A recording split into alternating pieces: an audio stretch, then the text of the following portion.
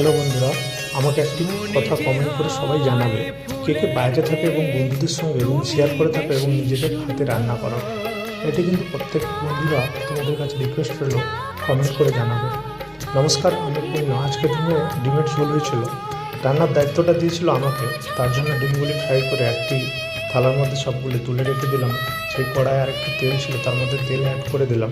তেলটি অ্যাড করে তার মধ্যে ফোড়নে দিলাম শুকনো লঙ্কা, তেজপাতা, সব কিছু দিয়ে ভালো করে ভাজা ভাজা করে আদা রসুনের পেস্টটি দিয়ে দিয়েছিলাম।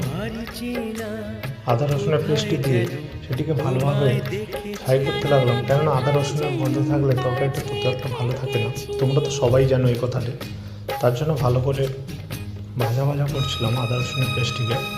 লাল হয়ে যেতে তার মধ্যে পেঁয়াজ ছিল, পেঁয়াজটি তুলে দিলাম এবং ওদিকে দেখতে লাগলাম একটি বন্ধু কল করছে বারবার ধরে। ও ফাইনালি আমাদের কাছেই থাকতো, এখন কলকাতায় কাজ পেয়েছে বলে ওখানে শিফট হয়ে গেছে। তোমাদের সঙ্গে কথা বলতে বলতে ওনার মধ্যে টমেটোমো তুলে দিয়েছিলাম, সেটা দেখাতে পারিনি। তো তারপর বন্ধুটি কল করতে তার সঙ্গে ভিডিও কলে কথা বলি। তার সঙ্গে কথা বলতে বলতে এদিকে মশলাটি ভালো করে ফ্রাই করতে লাগলাম। ফ্রাইটা ভালো করে হয়ে যেতে তার মধ্যে তেল ছেড়ে দিতে ডিমটি তুলে দিয়ে দিলাম।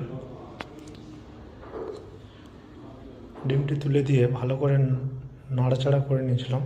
তার কিছুক্ষণ পরে নাড়াচাড়া করার পরে দেখি ভালো করে তেল ছেড়ে দিতে তার মধ্যে জল ঢেলে দিয়ে ঢাকনাটা দিয়ে দিয়েছিলাম। তারপর খুলতে লাগলাম। খুলে দেখি তরকারিটি ভালোভাবে হয়ে গেছে। হয়ে যেতে তার মধ্যে একটু গরম মশলা গুঁড়োও দিয়ে দিয়েছিলাম। ওর মধ্যে একটু গরম মশলা গুঁড়োও দিয়েছিলাম। দিয়ে বন্ধ করে কিছুক্ষণ পর একসঙ্গে সব বন্ধুরা মিলে খেতে বসে পড়লাম। Tata, bye bye, good night, সবাই ভালো থাকবেন।